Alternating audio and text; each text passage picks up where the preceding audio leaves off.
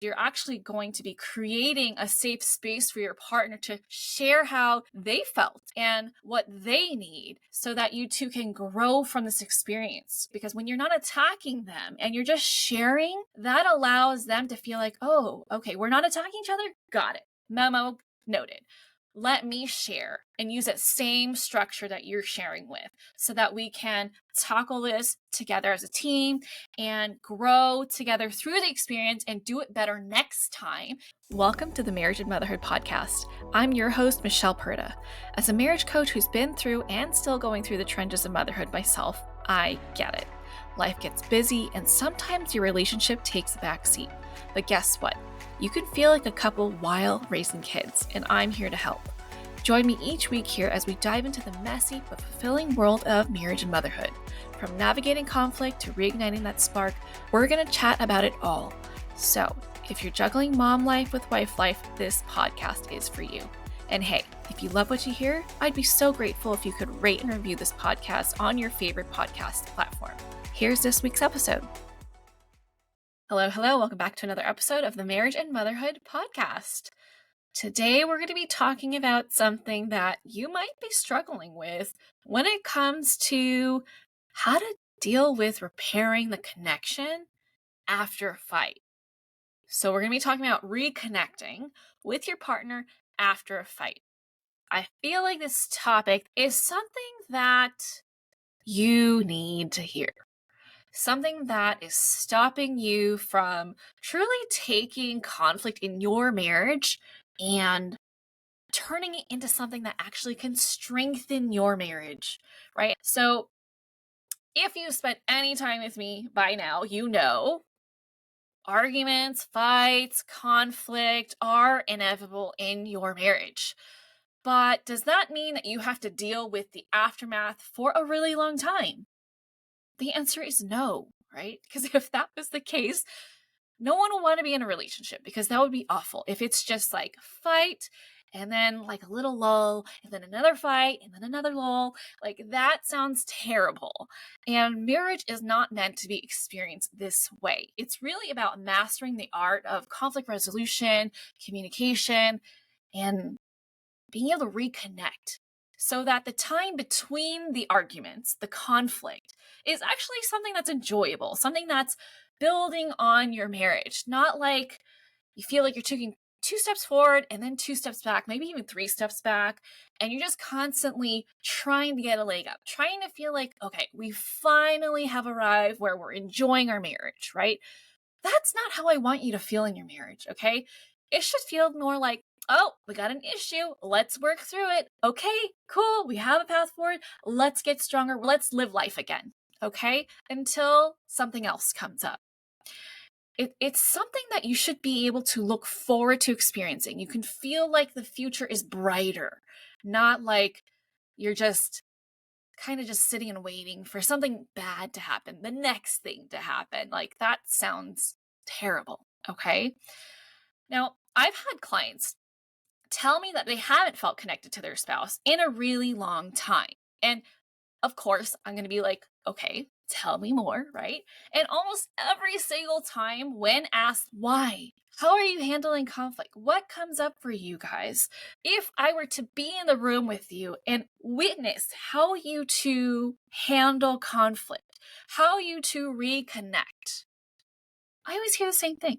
Okay. They tell me, well, something comes up, we argue, the fight goes nowhere, and then we go our separate ways, and more or less they say the same thing, which is like they sweep it under the rug, right? They don't really deal with it. They don't revisit the issue.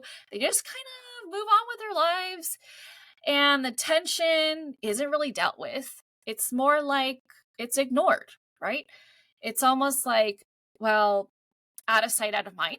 If we don't revisit the issue, then it isn't an issue anymore. It's very much taking on that like ostrich approach where you just put your head in the sand, hoping that danger will go away, right? Like as if it's water and just evaporates away and everything will be fine. You guys can go back to normal, live your life and whatever.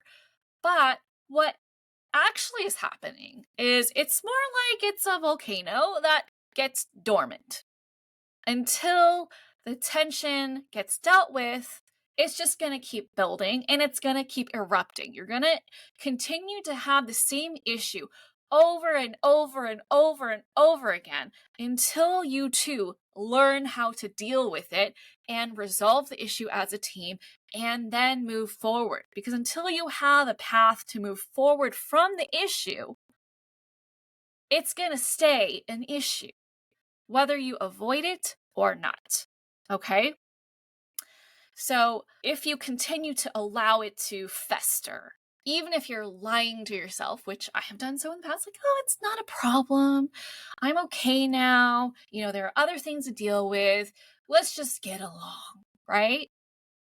What ends up happening is that the next time it happens, it isn't the same level. It actually gets worse, okay? The fight gets worse.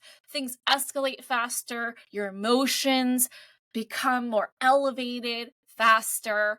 Your reactions might be stronger. And trust gets lost between you two, okay? It gets broken. And if you do this enough, the lack of conflict resolution becomes resentment, a lack of trust, a lack of desire, a loss of connection. And in other words, you feel less like partners and like a couple and more like coworkers who are forced to work together so you just make do, right? Like, have you ever had that kind of job where it's like you got that one coworker that you can't stand, but you have to work with them. And so you kind of just put a smile on your face and deal with it, get the job done, and which in this case is parenting and responsibilities. But if given the chance to hang out, you're not really interested in doing that, right? You just like, get in, get out. Let's just do what we need to do. Leave me alone. I'm just going to go on my phone, watch Netflix, play games, read, whatever it is that your thing is, right? But there's no desire to actually build the relationship, to hang out, to connect, to go on a date, to talk about goals, to dream together, right? There is nothing that is connecting you two as a couple. You're only connected as housemates and as co-parents, right? Now, with that said, that is only one way of handling conflict and dealing with the aftermath of issues that pop up, right? And if this is how you're currently doing things, then I'm betting that you're noticing that it's not working out very well for you in terms of building on your marriage, right? Because I believe that your marriage should get better over time. And if it doesn't have that upwards trajectory, then we need to take a look at what's going on so that you can create that path for yourself. Make those tweaks with your approach or with the skills and figure out, okay, how do we strengthen our skills as a united front to be more of a team, to work as partners so that you two can not let conflict be an issue in your relationship, right? Like, you want to be able to tackle life as a team. But if you yourselves do not feel like a team together, then life feels significantly harder than it needs to be, especially when you chose to do life together, right? You chose each other for a reason. Let's get back to that. Figure out what is missing in terms of the skills needed to create a stronger marriage so that you can enjoy things, so that it can get better over time, okay? So if you're handling your conflict in this way, where you're not actually resolving things, you're not actually repairing the relationship so that you can reconnect, all you two are doing is avoiding.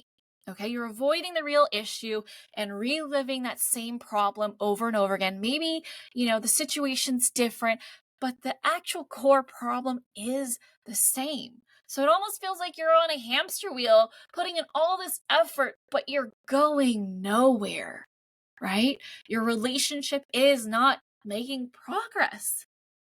And all you want is to just break free from this hamster wheel to be able to experience something better, right? For your effort to actually count, to feel the difference, to feel closer in your relationship, okay? So here are things that you can do to reconnect that will help your relationship repair, reconnect, strengthen following an argument, okay? In order to reconnect, the two of you have to feel like there's nothing that you need to protect yourself from, or at least less things, right? The goal is to have less and less things that we feel like we have to protect ourselves from. Because it is those coping mechanisms, those protective measures that keep us distant in our relationship, right?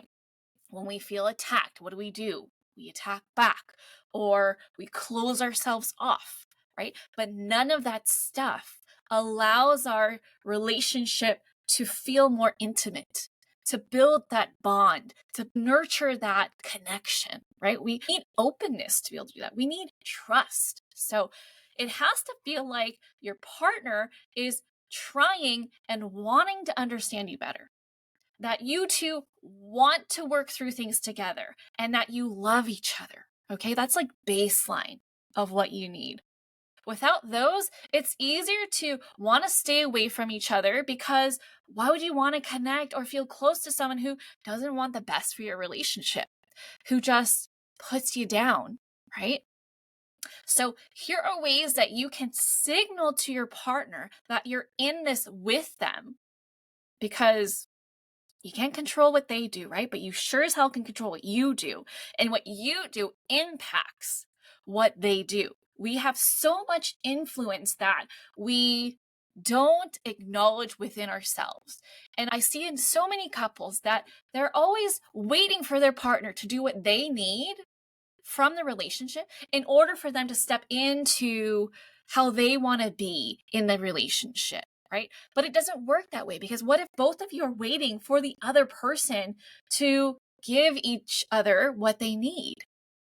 Okay, so yes, this is all about you, but know that this is you stepping into being the kind of wife, the kind of partner that has the relationship, the marriage that you want, right? You need to be able to lead yourself to be like, you know what? No matter what they do, this is how I want to show up for my marriage, so that I can say, hey, I'm doing my best. I am not a variable in this equation that is sabotaging things. I'm doing what I can, and it is up to my partner to then do what they feel like they need to. Okay? Because when we act out of resentment and we're like, well, why would I do that if they're still treating me like this? If they're not being open with me? If they're not taking responsibility for themselves? Well, if you've got two people working against the marriage, then there's absolutely no chance of it working out. But if this is something that you deeply desire, to be able to reconnect after an argument, to be able to change the habits that you two have when it comes to how you navigate conflict, so that conflict isn't a common occurrence. Conflict isn't something that just completely disrupts your entire life. If you want to be able to use conflict as a catalyst to grow your marriage, so you can enjoy more moments of joy and closeness, then here are some things that you can do, okay? Number one, forgive your partner for their mistakes. This might be tough to swallow, but forgiveness is such a key component to being able to move forward in conflict, okay? And the best way you can do this is by acknowledging that your partner is human just as much as you are, right? Which means that they make mistakes. Think about the last time you had an issue with each other and the mistakes that you might have made, right? Maybe you criticized them. Maybe you judged them. Maybe you interrupted them. Maybe you made a lot of assumptions, right? Those were human mistakes that you made that contributed to the argument being way longer, way more detrimental or dramatic than it needed to be. But you are human, okay? Or maybe your partner forgot something. Have you ever forgotten something? I know I have, especially as a mom. Like, I experience mom brain so much. I've become this person who almost doesn't even rely on my brain. I have to write everything down or jot it on my phone, set a reminder, whatever. So remember that, hey, they can make mistakes too. So how would you like to be approached should you have done the same thing as them? Would you like to be approached with compassion and forgiveness, or would you like to be approached with like a wagging finger, blaming you, criticizing for making a mistake, saying, I can't believe you did this. Why would you do this, right? Being interrogated and attacked. I want you to ask yourself, how would you like your partner to approach you if you were in their position instead of the other way around? Because it's so easy to step on your soapbox and be like, oh my gosh, I wouldn't have done that, right? And feel righteous about the situation. It doesn't feel so great when you're on the other end, right? It doesn't feel so great. The next thing you can do is take responsibility for the role that you played in the issue, okay? I have not ever experienced an issue or heard of a client's issue where they didn't play a single role in how things panned out. Okay? A single role.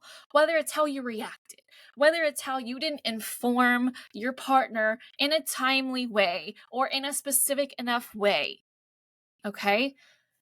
Your approach, your volume, your tone, your word choice, your body language, your receptivity and openness to listen.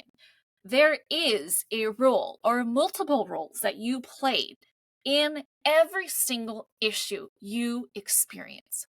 Even in situations where it's like, no, they're completely in the wrong and they've done it over and over again, you played a role by enabling it by a lack of boundaries, by not speaking up.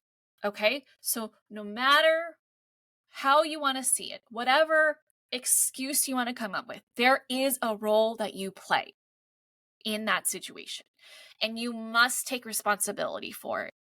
When you take responsibility for it, you can start to deal with the emotions that come with that instead of projecting it onto your partner like this entire issue is your fault. That is not true. They have their thing where they take responsibility over it, right? But then you have your feelings, your reactions, how you respond to the situation, your thoughts about it, your assumptions. That is all you. Okay? When you start to take responsibility for your part in this, that actually helps facilitate a more open conversation. Okay? Take a look at this, right? If you two are arguing and you are just sitting on your high horse saying, well, you did this pissed me off, you did that annoyed me, and I didn't feel supported, and you were so mean, right?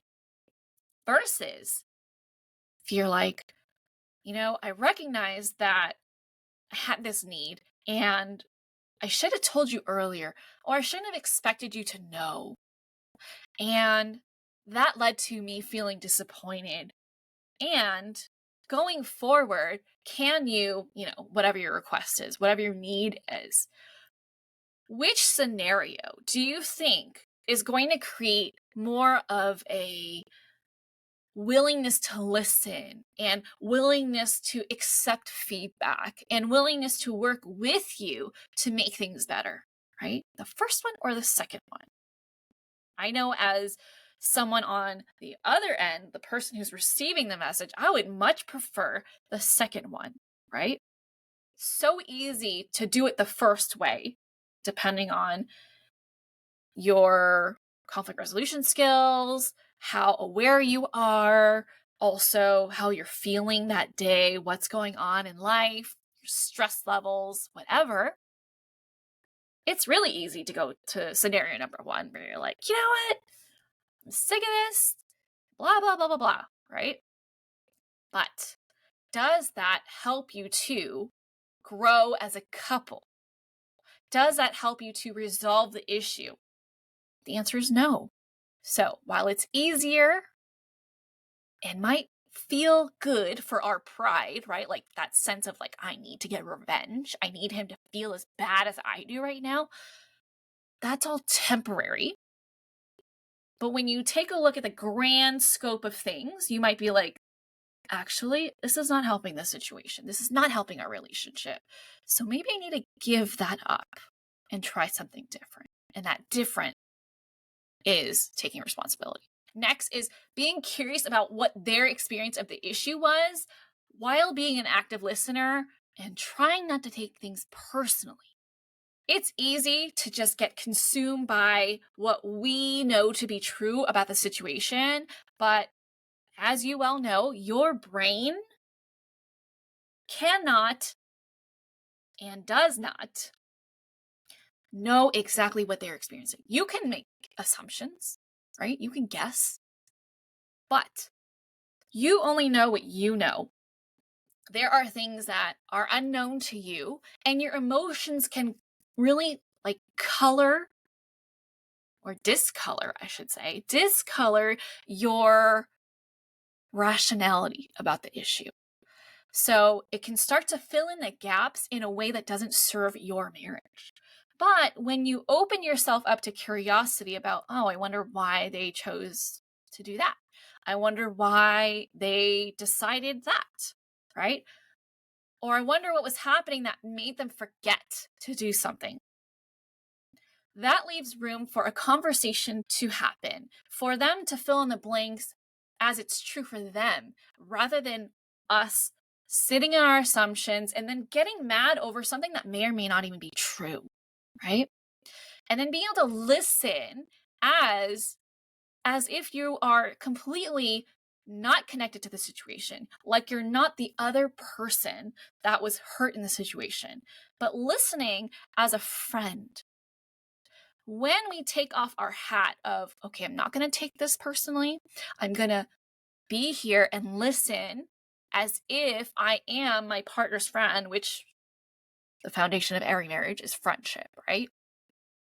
That allows you to put your emotions in check and see things from their perspective more, rather than, hey, what you just said doesn't go with what I think, and so I'm just going to fight back with you about how you're wrong. But you can't fight someone's perspective on what they think happened and their experience, because that is theirs. So practicing curiosity is really what's needed in order to get more context and to be able to work through things. Next is validating how they felt, even if you disagree. Okay? Everyone's feelings are valid. Everyone. Because in their reality, this is what happened. This is their experience. And that led to them feeling this way based on how they were raised, past experiences, what they want, how they're made, their personality, all of that, right? Try to put yourself in their shoes and offer compassion as if you were, again, their friend. How would you handle that? And in reverse, how would you like to be approached if you're sharing how you felt and what's true for you and how you perceive the situation? Okay. Next is see the issue as something separate from your partner. Oh my gosh, am I guilty of this a lot of times? I tie the problem that I'm having with my husband. And it's almost like when something happens that doesn't go the way I want it to go, I connect them to, like, you are evil. I don't say that, but the way I'm reacting is very much like that, right? Like, you pissed me off, when really it's the situation that pissed me off, okay? So seeing the issue as separate from your partner and working together to come up with a solution is so essential, right? Compromising when necessary for the greater good of the relationship. So separate the issue from your partner. When you're able to do this, you're actually able to then tackle the issue with your partner rather than tackling your partner as if they're the issue. Okay? We don't want to do that. We want to be able to work as a united front. So how can you separate the issue? Almost like objectify the issue, remove the person that did it, and then get curious, okay? Next, share how you felt and what your needs are while staying clear of blaming and criticizing. And you can do that by using things like I statements, right? And when you use I statements, you're actually going to be creating a safe space for your partner to share how they felt and what they need so that you two can grow from this experience. Because when you're not attacking them and you're just sharing, that allows them to feel like, oh, okay, we're not attacking each other. Got it. Memo noted. Let me share and use that same structure that you're sharing with so that we can tackle this together as a team and grow together through the experience and do it better next time and allow your conflict resolution habits to evolve. Okay.